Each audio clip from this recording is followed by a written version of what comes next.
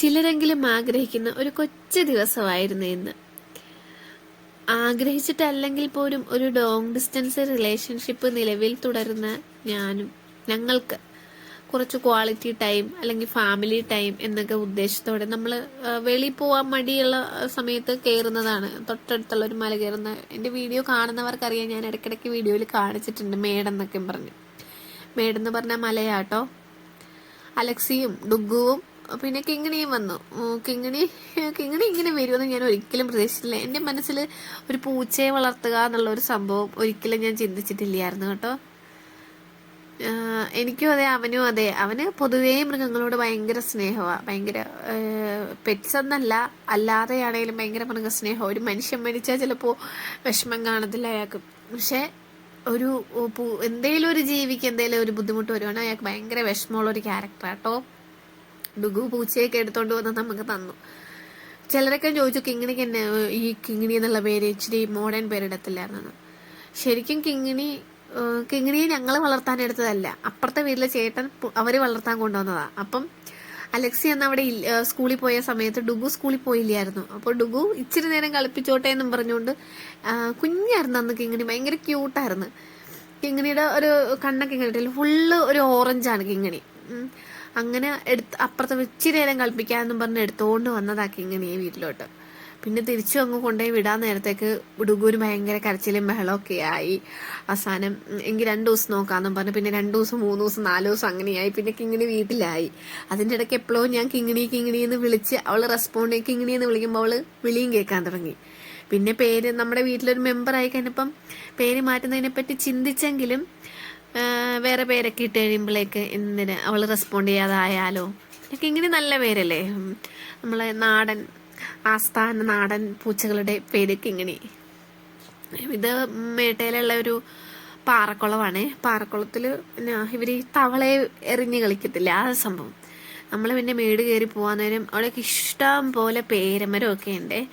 ആ പേരമരത്തിലൊക്കെ പേരൊക്കെ ഉണ്ടായിരുന്നു. ഞാൻ പറഞ്ഞില്ലേ, ഇതൊരു ടൂറിസ്റ്റ് ഡെസ്റ്റിനേഷനോ അല്ലെങ്കിൽ അങ്ങനെയുള്ള സംഭവമൊന്നുമല്ല. അതുകൊണ്ട് തന്നെ ഭയങ്കര ക്രൗഡോ ഒന്നുമില്ല. നമ്മൾ മാത്രമേ അന്നത്തെ ദിവസം മേട്ടയിൽ ഉണ്ടായിരുന്നുള്ളൂ. അതുകൊണ്ടൊരു സമാധാനമുണ്ട്. നമ്മൾ വേറെ എവിടെയെങ്കിലും പോകുമ്പോൾ കിട്ടുന്ന അല്ലാതെ ഒരിത്. മക്കൾ ആ പേരൊക്കെ കഴിക്കാൻ പറിച്ച് ഒരു 5-8-10 പേരൊക്കെ കിട്ടി കേട്ടോ. അതിലൊരു പിങ്ക് ഉണ്ടായിരുന്നു, വൈറ്റ് ഉണ്ടായിരുന്നു. ഈ ചെമ്പരത്തി, ഇത് കണ്ടോ ചെമ്പരത്തി. ഇവിടെയൊക്കെ ചെമ്പരത്തി വേലിയായിട്ടാണ് ഉപയോഗിക്കുന്നത്. ഞാൻ ആലപ്പുഴക്കാരിയാന്ന് ഞാൻ പറഞ്ഞിട്ടില്ലേ. അപ്പോൾ അവിടെയൊക്കെ ചെമ്പരത്തി വീടിന്റെ ഫ്രണ്ടിലൊക്കെ നമ്മൾ വെച്ച് പിടിപ്പിക്കുമായിരുന്നു. അതൊക്കെ വെച്ച് നോക്കുമ്പം ഇതൊക്കെ കാണുമ്പം ഇപ്പം എനിക്ക് അത്ഭുതമൊന്നുമില്ല, പണ്ട് എനിക്ക് അത്ഭുതം ഉണ്ടായിരുന്നു കേട്ടോ. താലിക്കൊക്കെ ആണെങ്കിലും ഇപ്പം മുറ്റത്തോട്ടിറങ്ങിയതാണ്ട് അപ്പടി ചെമ്പരത്തിയ. ഇത് പിന്നെ കൊന്നപ്പോ ഇതും അവിടെ വെച്ച് ഞാൻ ആലപ്പുഴയിലായിരുന്ന സമയത്ത് കളിക്കും.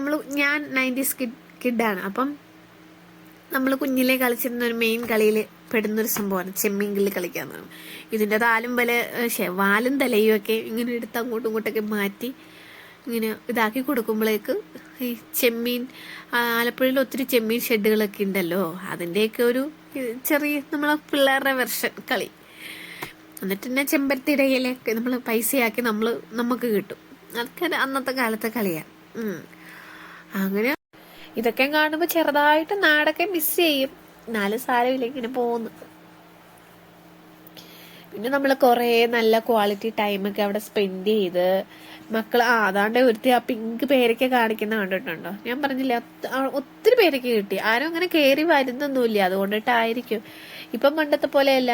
നേരത്തെ എന്ന് പറഞ്ഞാൽ അത് ഭയങ്കര ഓപ്പൺ സ്പേസ് ആയിരുന്നു. ഇപ്പം അവിടെ ഇവിടെയൊക്കെ അതിരൊക്കെ തിരിക്കാൻ തുടങ്ങിയിട്ടുണ്ട്. ഭാവിയിൽ ഇനി കയറാൻ പറ്റുമോ, ആൾക്കാരൊക്കെ അതിര് തിരിച്ച് അങ്ങനെയൊക്കെ ആയി പോകുന്നൊന്നും അറിയില്ല. ഇപ്പം ഞാനെല്ലാം കയറാൻ പറ്റുന്നുണ്ടായിരുന്നു നിലവില്. പിന്നെ നമ്മളവിടെ സ്ഥിരം താമസിക്കുന്ന ആൾക്കാരായതുകൊണ്ട് വലിയ പ്രശ്നം വരത്തില്ലായിരിക്കും പ്രതീക്ഷിക്കുന്നു. ഇവിടെയൊക്കെ ഇല്ലേ, ആ ഒരു മഴയൊക്കെ കഴിയുന്ന സമയത്ത് ഫുള്ള് പച്ചപ്പാ, ഭയങ്കര രസമുള്ള സ്ഥലമാണ്.